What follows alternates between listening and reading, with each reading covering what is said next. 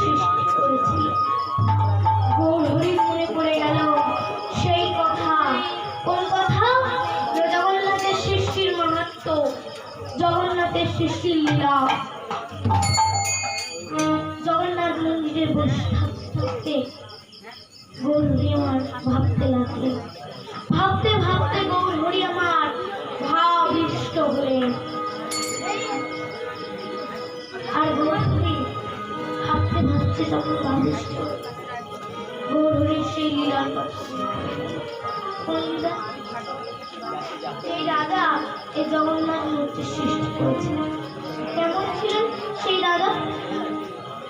কোথাকার রাজা ছিলেন আর কেমন ছিল? কি বললেন? ইন্দ্র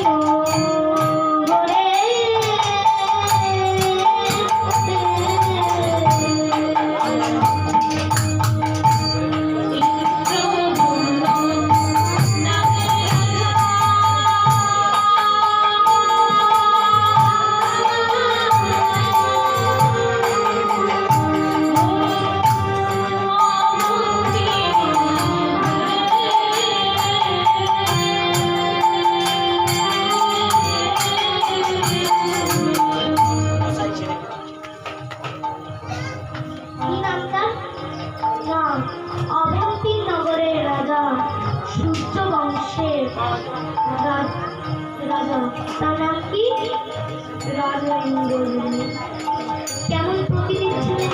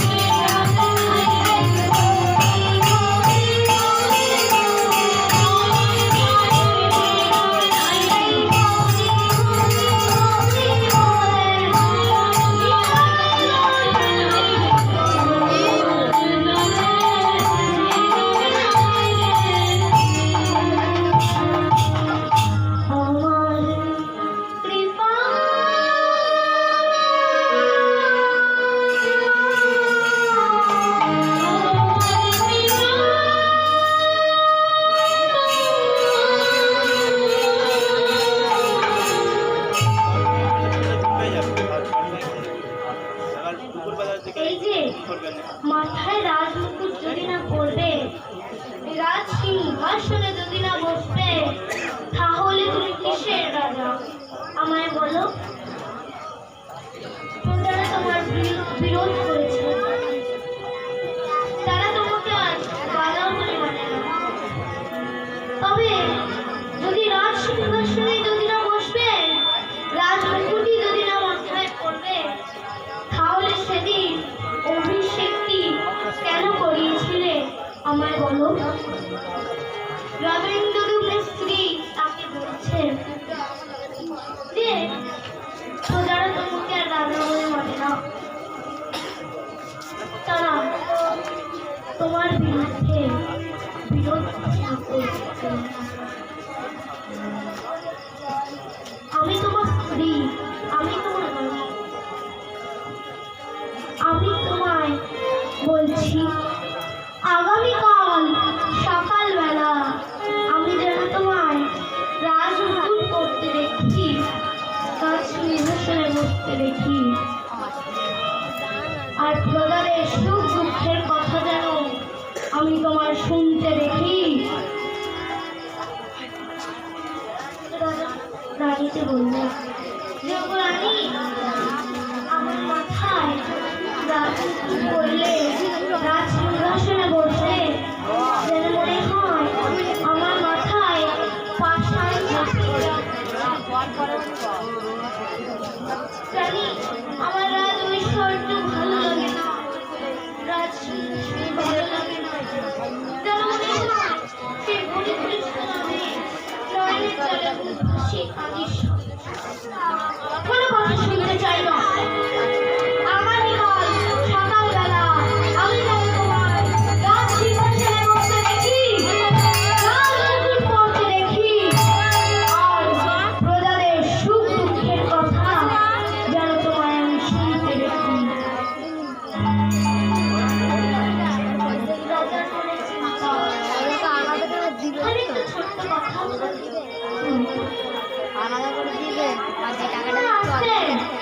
এবারে আমি কথাটা বলবো, এটা সবাই জানে। কি বলছি, আমাদের মাথায় যদি রাজমুকুট পরিয়ে দেওয়া হয়, আমাদের কিরকম লাগবে? রাজা রাজা মনে হবে নিজেদেরকে। তারা তো ইন্দ্রদম্নের ঠিক উল্টো, তার মাথায় রাজমুকুট পরালে যেন মনে হয় তার মাথায় পাষাণ চাপিয়ে দেওয়া হয়েছে।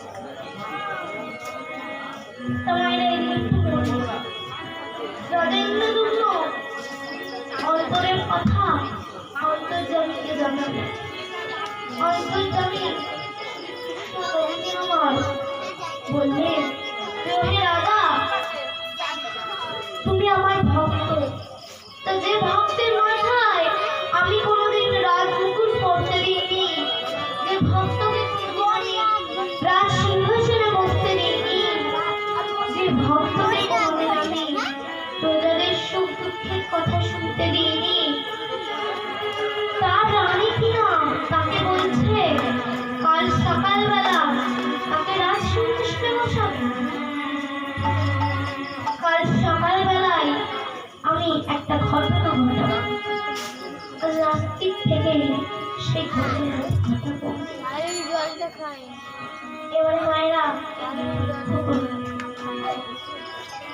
এবার রাত্রি গোটা অবস্থিত নগর এমনকি রানীর ঘুমাচ্ছে। শুধু রাজা দুই নয়নে রাজা এমন সময় রাজা শুনতে পেলেন তার রাজপ্রাসাদ থেকে নূপুরের ধ্বনি। রাজা সেই দিকে শুনলেন, রাজা দেখলেন সেই দিকে নূপুরের ধ্বনি। উত্তর দিকে গেলে নূপুরের ধ্বনি, দক্ষিণ দিকে গেলে নূপুরের ধ্বনি, পূর্ব দিকে গেলে, পশ্চিম দিকে গেলে নেই। এরকম ভাবে পূর্ব থেকে পশ্চিম, পশ্চিম থেকে পূর্ব থেকে পশ্চিম,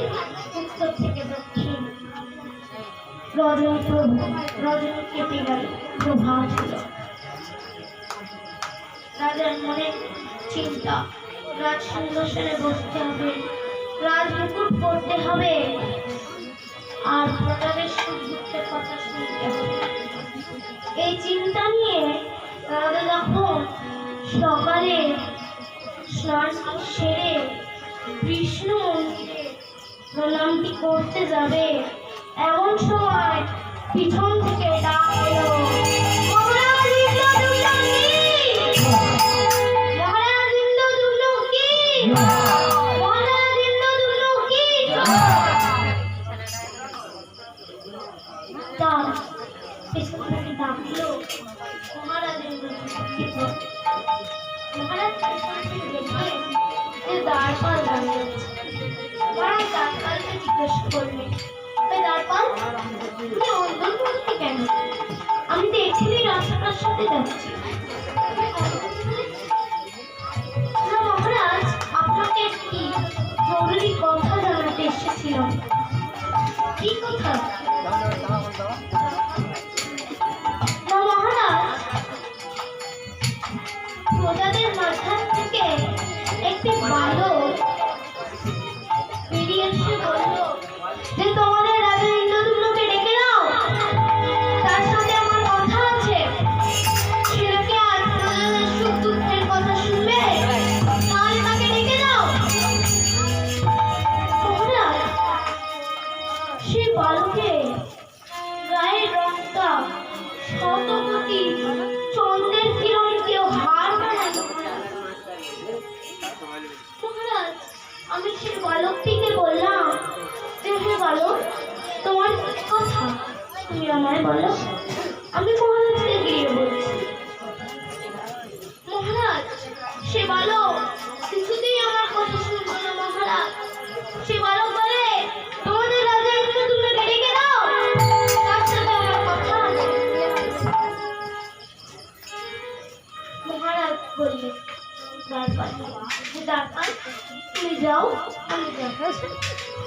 এই বলে মহারাজ যখন রাজপ্রাসাদে এসে সিংহাসনে বসে রাজমুকুটটি মাথায় ধারণ করেছে, এমন সময় প্রজাগণের মাঝখান থেকে সেই বালকটি বেরিয়ে এসে বলে উঠল, মহারাজ ইন্দ্রদুম্ন কি?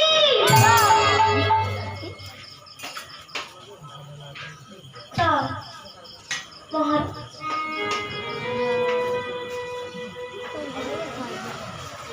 আপনি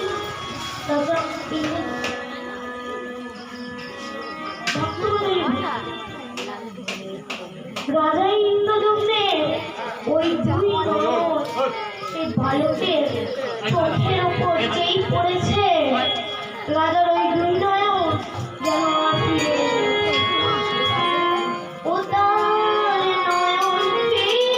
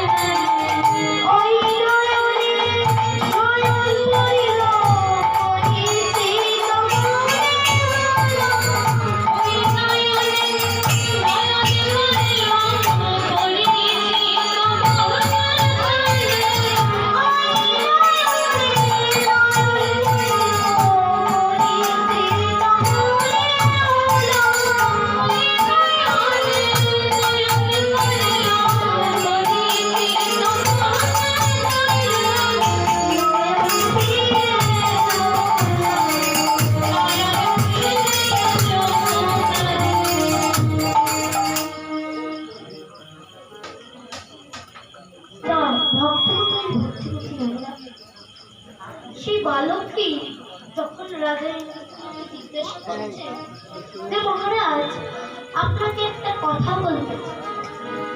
মহারাজ বলে, ওহে বালক, তোর কি কথা বল। না মহারাজ, কাল রাত্রিবেলা আপনি একটি নপুরের ধ্বনি শুনতে পেয়েছিলেন। মহারাজ বললেন, ওহে বালক, তুই কি করে জানলি? না মহারাজ, আপনি কাল রাত্রিরে ওই যে নপুরের ধ্বনিটি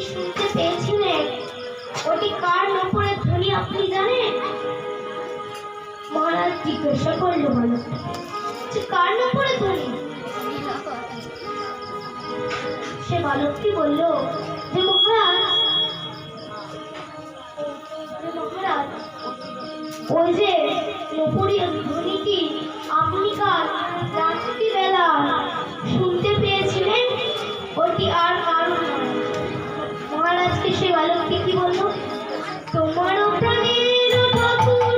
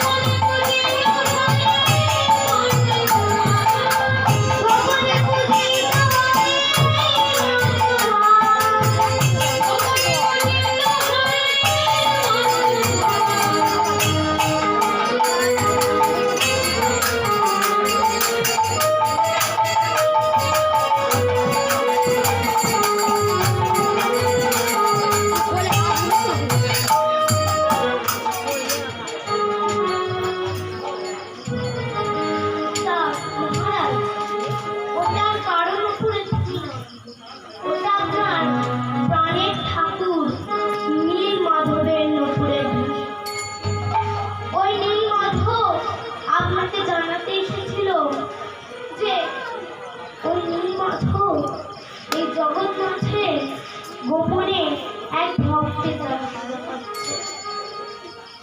সেই গোপনে যে ভক্তের দ্বারা পূজা পাচ্ছে, সেই ভক্তের সন্ধান আপনি করুন এবং সেই ভক্তের কাছ থেকে এনে আপনি নীলমাধবকে জগৎ আনিবে তাহলে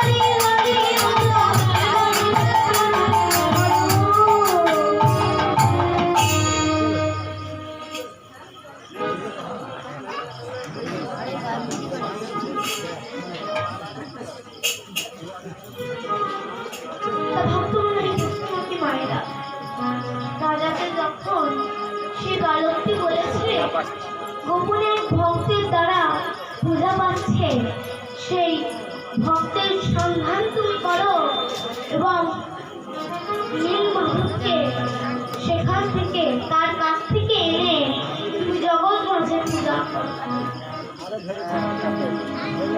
যখন এই কথাটি দুজনে বলছে, বালক আর ইন্দ্রদূত যখন দুজনে দুজনের নয়নে পড়েছে, রাজা ইন্দ্রদূতের মনে মায়ার সৃষ্টি হলো।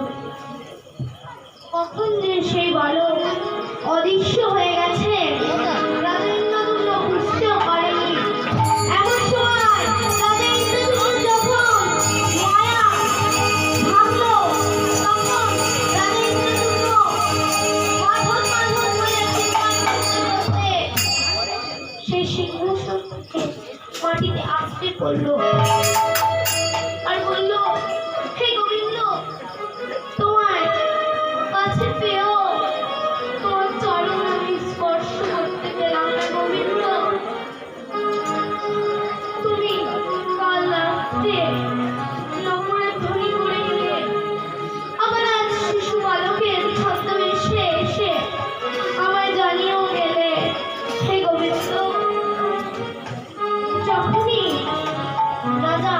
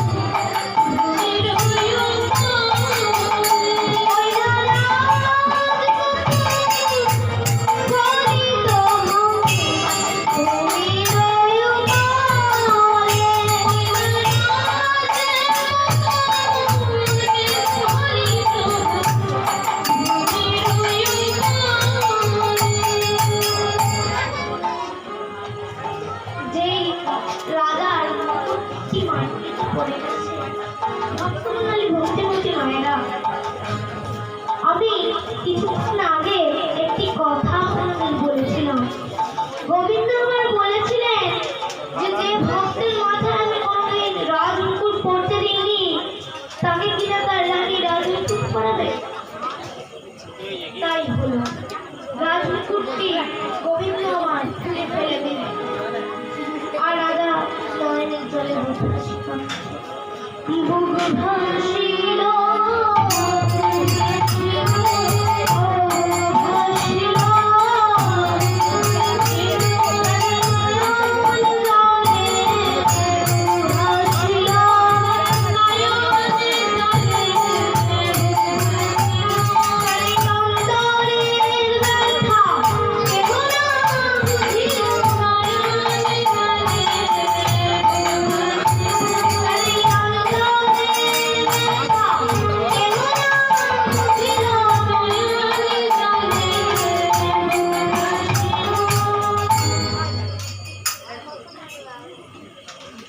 রাজার যখন রাজমুকুটটি মাথা থেকে খসে পড়ে গেছে, এমন সময় রাজসভায় কিছু বান্ধব পণ্ডিত, মানে আমার মতো বাউনেরা দাঁড়িয়েছিলেন। তারা মনে মনে চিন্তা করলো, ভায়া, রাজার রাজমুকুট যখন খসে পড়ে গেছে মাটিতে, তাহলে বুদ্ধিমান করো, আমাদের আয় হবে, ভেবে নিচ্ছে কার কত পাওয়া। তা সেই এক ব্রাহ্মণ অপর ব্রাহ্মণকে বলেছে, বললো, ওই ভায়া, যখন রাজার রাজমুকুট মাথা থেকে পড়ে গেছে,